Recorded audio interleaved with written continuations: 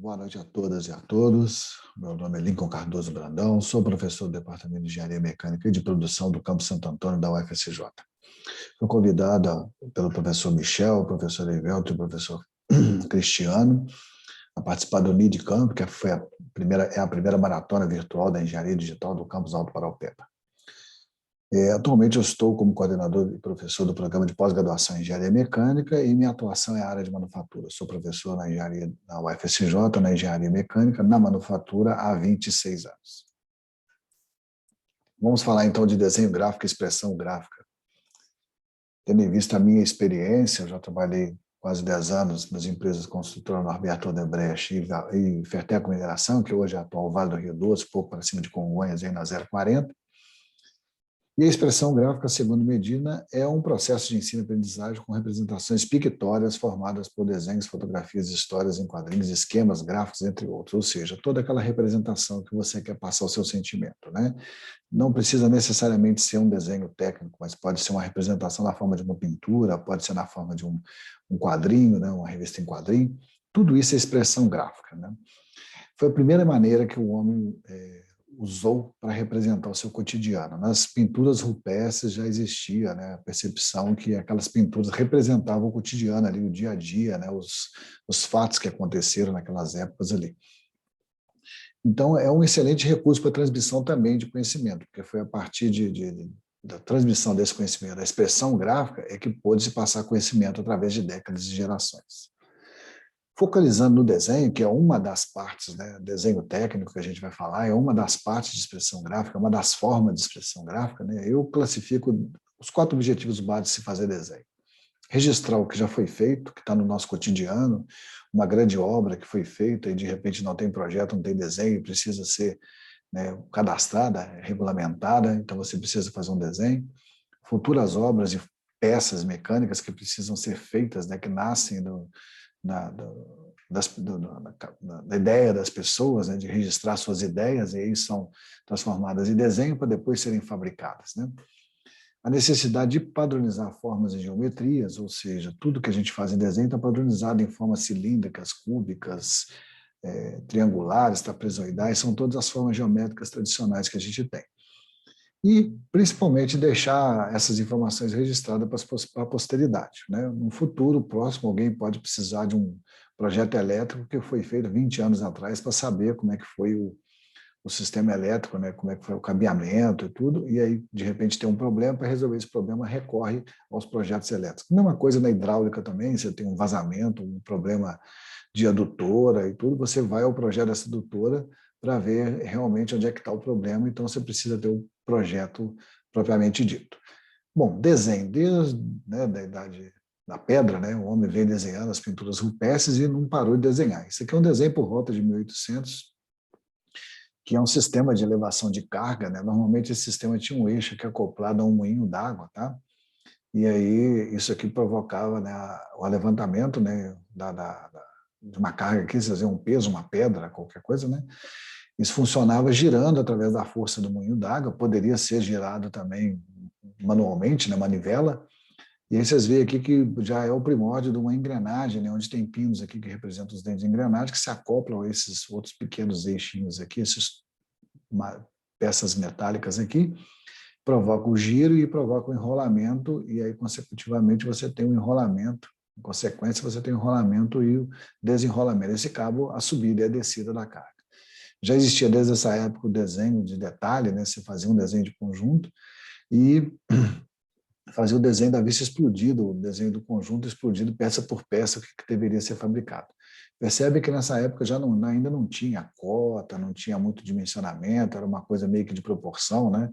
Alguns desenhos antigos existe até assim uma relação do homem perto do desenho, para ter noção, um homem de 1,80 m mais ou menos, 1,75 m, então você tem toda a partir da proporção do homem que você tem a dimensão toda do equipamento, era mais ou menos feito assim. A primeira pessoa que padronizou desenho norma, buscou a norma e padronização para desenho, e começou com a geometria descritiva, e por isso ele é considerado o pai da geometria descritiva, é Gaspar Monge, nasceu em 1756 e morreu em 1818. Era um matemático francês. Ele foi o primeiro que tentou universalizar a linguagem geométrica. E é por isso que ele é considerado o pai da geometria descritiva, né?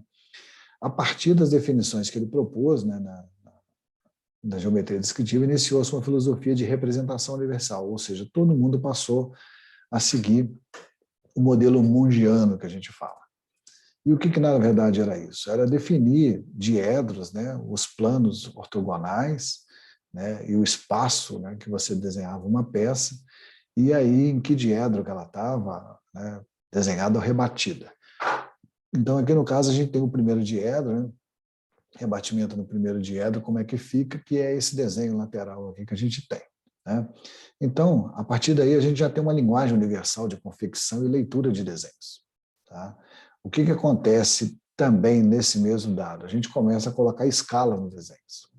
E aí, um desenho como esse aqui, representado numa folha de papel, que na verdade é essa peça laranja aqui, esse desenho aqui, isso aqui pode ser um prédio com esse formato, ou pode ser uma peça mecânica. O que vai diferenciar um do outro é o estilo de desenho arquitetônico e mecânico, com algumas peculiaridades, e escala. Né? Isso aqui pode ser 200 metros por 50 metros, ou pode ser 200 milímetros por 20 milímetros, né?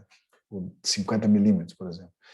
E aí você vai colocar a escala. A escala permite, então, que a gente comece a desenhar tanto micropeças como projetos enormes, como construção, projeto de construção, representar isso numa folha de papel. Foi, então, o surgimento das primeiras escalas.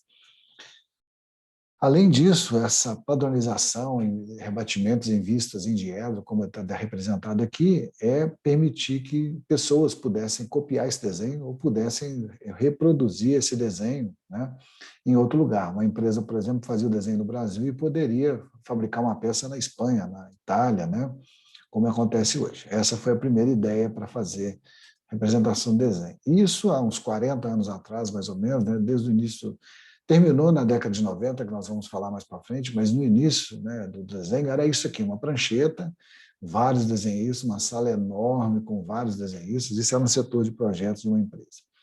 Usava esse instrumento aqui, que talvez alguns já ouviram falar, né, tiveram ideia do que é o tecnígrafo, esse braço aqui, que apoiava, na verdade, um esquadro. Nessa foto aqui em cima, que vocês podem ver, tem um esquadro aqui tem um transferidor, que permite não só que esse braço seja deslocado aqui no movimento dentro da prancheta, aqui, sempre tendo o movimento ortogonal, né, entre as duas réguas aqui, mas também com esse transferidor que tem no centro aqui, né, você conseguia fazer traços inclinados, paralelos, e conseguir produzir qualquer tipo de desenho. Então, isso aí é o nascente do desenho no Brasil, no mundo. Tinha essas mesas também, que era para discussão de projetos, e aí vinha a pessoa aqui, está vendo? Aqui tem um mecânico aqui, talvez discutindo a ideia com o engenheiro, com o projetista de uma peça, de um conjunto, né? Os detalhes. Essa parceria sempre existiu e sempre existirá entre o pessoal de campo, né? O pessoal que está ali na linha de operação e tudo, com o pessoal da área de projeto. E isso era como acontecia o desenho. Bom, aí vem a computação gráfica, né? Lá para os idos de 1980. Não, na verdade, ela veio a partir de 1957. Né? A primeira pessoa que padronizou o termo CAD, né, foi esse americano, Douglas Taylor Ross, e, né, a partir daí todo mundo começou a usar. Mas o CAD ele é mais novo ainda do que o CNC. O comando numérico computadorizado, o primeiro comando numérico, né, ele foi criado em 57 pela aeronáutica, pela Força Aérea, né, dos Estados Unidos, e o objetivo nem era desenvolver peças em série, fabricar peças em série, mas sim produzir uma máquina, um equipamento de extrema qualidade para produzir peças, né, para avião de extrema qualidade. Então, a interação CAD-CAM aconteceu mais tarde, mas o CNC, o CN, os princípios, os primeiros comandos eram CN, depois viraram CNC, eles vieram antes do CAD. Esse senhor aqui, o Ivan Sutherland, em 60 já criou o Sketchpad, que era o primeiro software do mundo baseado na sua tese de doutorado. O que era esse software CAD, né? Era um software especialmente inovador, porque o design interagia com o computador graficamente, como a gente faz hoje, só que era com uma caneta. Ele fazia uma caneta de luz, ele marcava um ponto, depois marcava outro ponto e unia esses dois pontos, fazia uma linha, que é o que a gente faz hoje no desenho de linha, o comando line de qualquer comando CAD. Né? Em 88 surge, né, a partir de quando lança o Windows em 85, em 88 já começa a surgir o Relay Z10 da AutoCAD, que tornou o programa 3D também compatível. O AutoCAD, que se confunde muitas vezes, o pessoal fala, sou desenhista cadista, eu desenho em AutoCAD. Uma coisa é CAD, né? É o recurso. Outra coisa é AutoCAD, é o software gráfico, né? O pacote. Mas a Autodesk, através do programa AutoCAD, foi o grande marco na evolução do CAD. Foi a primeira empresa que desenvolveu um software com base no conhecimento de um programador de computador e de um arquiteto, tá? E que ditou o ritmo do desenvolvimento dos outros concorrentes. É lógico que quando você cria alguma coisa excelente, o pessoal quer sempre produzir um melhor e criar uma concorrência, né? Mas todos eram baseados, né, predominantemente baseados para fazer desenho 2D, ou seja, para reproduzir aquilo que estava naquelas pranchetas antigas que eu mostrei nos vídeos anteriores para vocês. Na década de 90, aí começam a surgir os cálculos, né, exigidos pelo CAD 3D, os computadores já têm mais a capacidade maior de memória e tudo, e já começa a se produzir desenho 3D, né, os sketches.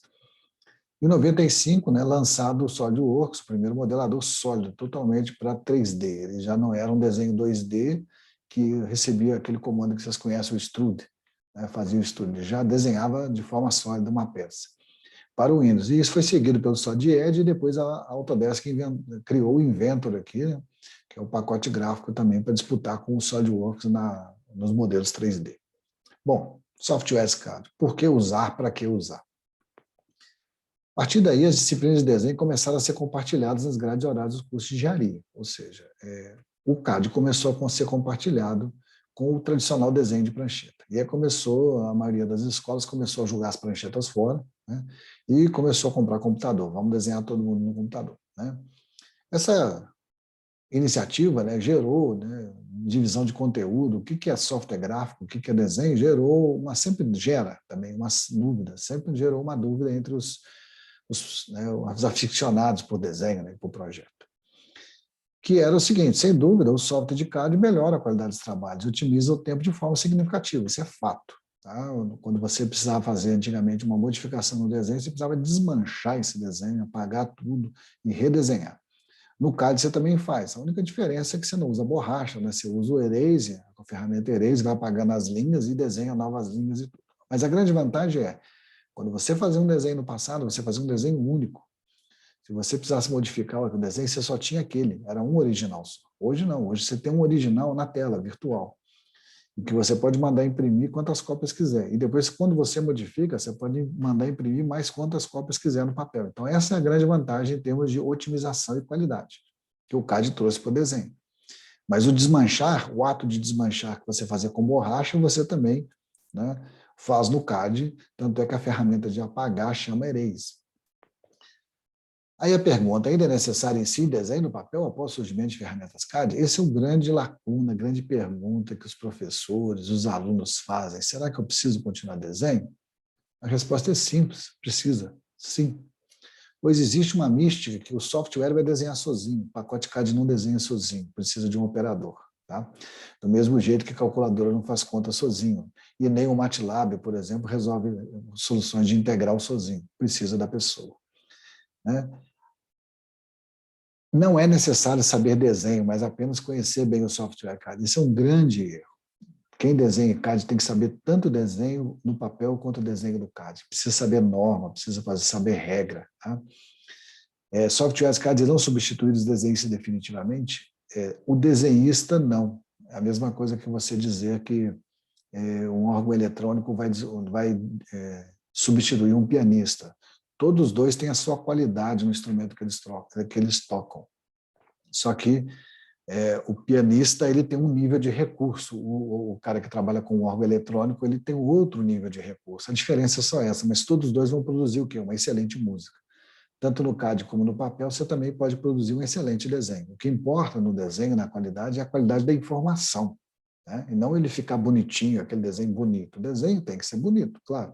Mas o mais importante antes da beleza, num desenho técnico, é a informação. Bom, no futuro, talvez até possa ser que você tenha um dispositivo, como a gente vê, um equipamento que você põe na cabeça e você pensa e já aparece o desenho pronto na tela. Podemos chegar nesse futuro aí, talvez eu não veja vocês, talvez sim. Mas, por enquanto, o futuro não chega. Né? Vamos lá para o que é real. Para quê? Né? Ainda é necessário conhecer normas de desenho técnico. Então, vocês não têm jeito de falar que o engenheiro vai entrar na faculdade de engenharia hoje e não vai passar pelo desenho manual, não vai passar pelo estudo das normas, as regras para desenho, não vai aprender a fazer um rebatimento.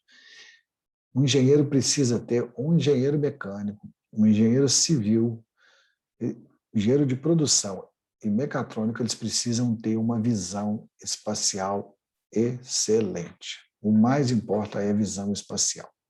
Se o engenheiro não tiver visão espacial, está complicado a atuação dele no mercado. Ou seja, você é capaz de representar uma peça em 3D, você consegue desenhar um cilindro em 3D e fazer dele ali, aquilo virar um eixo para uma pessoa entender que aquilo é um eixo com alguns detalhes específicos. Se você consegue fazer isso, você é um bom desenhista. E aí você pode ir para o CAD, que você vai desenhar bem melhor quando você for desenhar esse eixo. Na verdade, você vai desenhar mais rápido, mas o desenho vai ser o mesmo, né? Além disso, você tem que ter as normas de corte, rebatimento, cotagem, tudo isso tem que ser ensinado. Então, se você consegue fazer um corte perfeito, um detalhe mostrando um corte perfeito, no desenho à mão, no desenho feito no papel, é lógico que você vai conseguir fazer o melhor corte no recurso de CAD, porque você pode girar a peça, cortar, passar o corte num plano aqui, não, vou movimentar esse plano mais para cá e vou cortar aqui. O computador vai te permitir isso. No papel, você já tem que fazer direto, de uma vez só. Então, você já tem que pensar onde é que vai passar o corte e representar esse corte de forma correta. A computação veio só para ajudar. Então, você continua precisando entender o que é um rebate, o que é um corte, o que é um rebatimento, o que é uma cotagem. Tá certo? Saber leitura e interpretação de desenho. Não adianta se você desenha no CAD, mas você não consegue ler um desenho. Desenho, o mais importante é ler e interpretar.